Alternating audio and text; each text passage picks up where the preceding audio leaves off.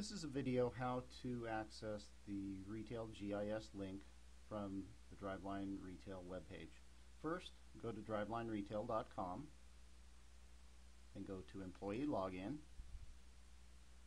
From this menu, select V3 Retail GIS Login.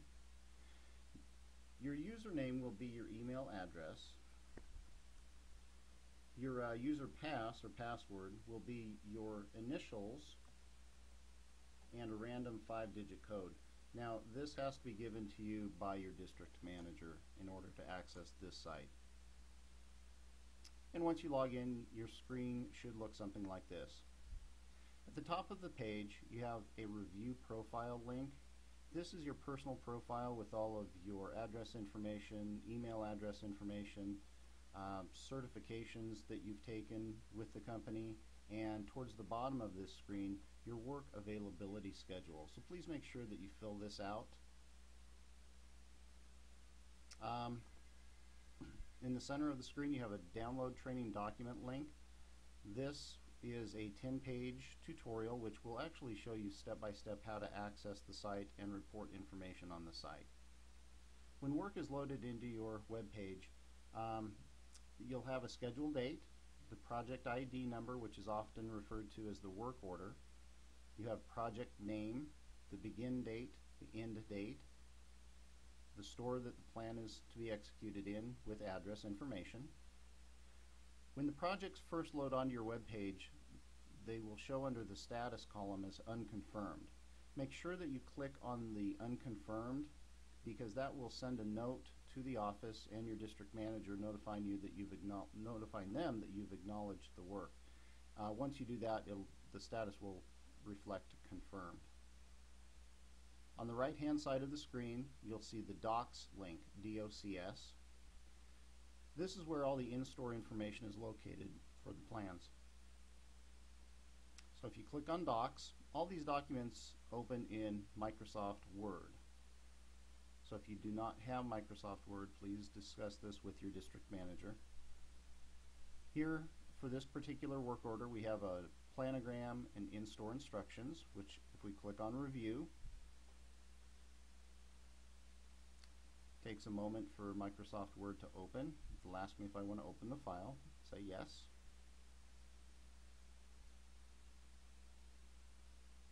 If you have Microsoft Word open at the time, it opens the document a little bit faster.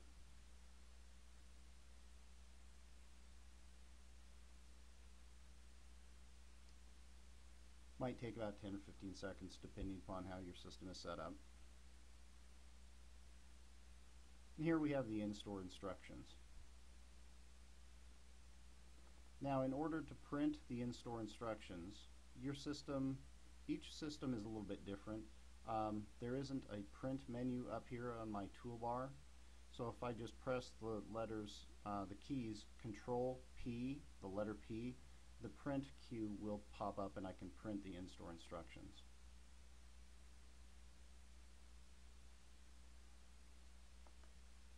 The work order, under the work order column, if you click on Enter, you'll see the questions that the client is asking you to respond to while you're in the store. This is a greeting card order, so we'll be placing a greeting card order, stocking greeting cards and placing an order. The questions are somewhat limited. You can have a variety of questions. You can have up to 30 or 40 questions on a particular plan. This particular work order does have an order form attached to it. At the top of the screen, there's a print work order link, which if you click that, you'll get your print queue and you can print your work order to take into the store with you. Now I'm going to jump ahead in the process and assume that you've gone to the store, serviced the store, and you're back in front of your screen to enter work into the system. Again, you click on work order, enter. The work order will pop up.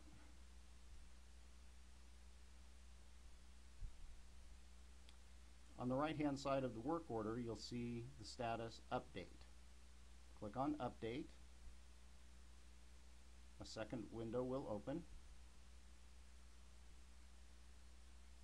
And this will be the form that you will actually enter the information into. I advise everyone to start at the top of the work order and work your way down. Since this is a greeting card order, we'll have an order form up here in the upper left-hand corner. You may be doing an inventory, you may have a defective merchandise form. All of those forms will typically be located in this upper left-hand corner. So we'll click on the order form first. A third window will open, and this will be the order form itself. Now, just for this example, we'll go ahead and place a random order.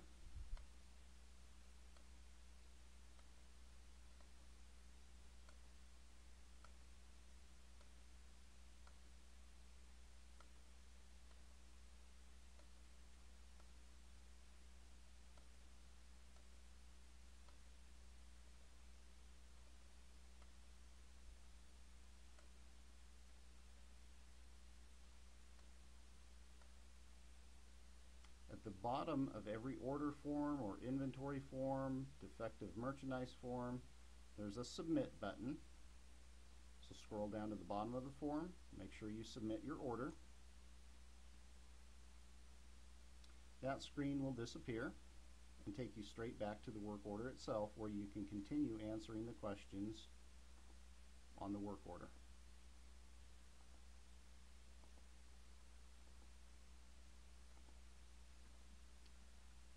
Every work order will have this question, whether the project or planogram is 100% complete. You'll need to make sure to provide the manager's name and their title if you work with someone other than the store manager. Make sure you indicate the service date and your in-store minutes. At the bottom of that screen, make sure you click Submit Work Order. Once you've successfully submitted your work order, you'll receive a confirmation number. From this screen, make sure you click the link, click here for Project Homepage. You'll be taken back to your work order, where now in the left-hand side you'll see in red the link for photo upload. Virtually all of our clients require a digital photo of the work that you've performed in the store. So once you've taken your photo, either with a digital camera or cell phone, and uploaded it to your computer, once you get to this step in the ordering process, this will open a digital image management screen. It'll take a moment for your photos to load. You can select the photo that you've taken of the service you've provided. Click Send. You'll get an Upload Complete window. Click OK.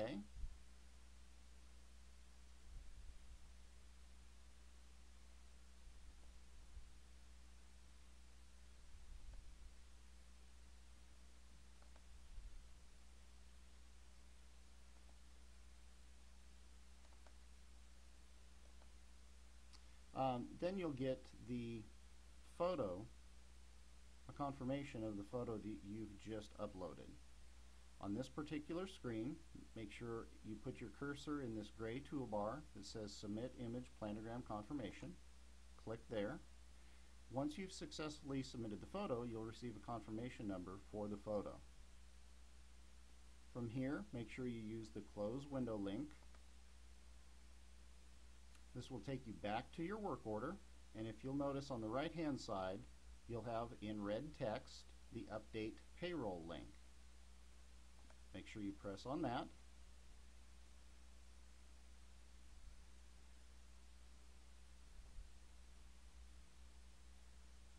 You'll get your payroll maintenance screen. On the right hand side there will be an edit link. Click on that.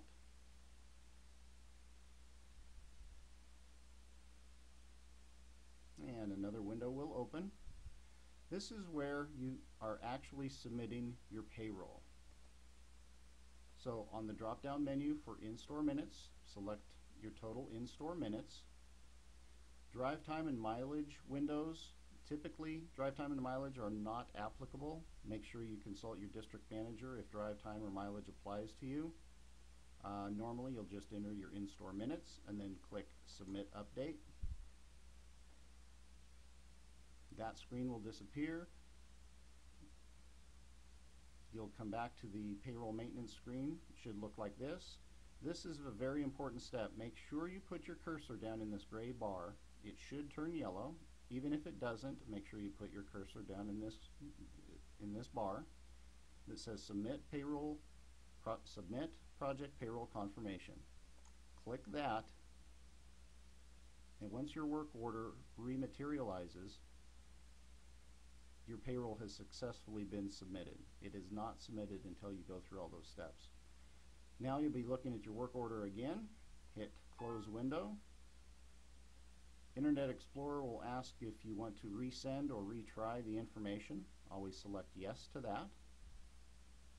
The system will automatically refresh and it will take you back to your main page.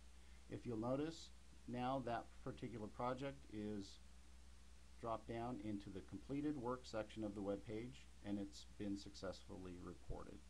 If you have any questions, please consult your district manager. Thank you.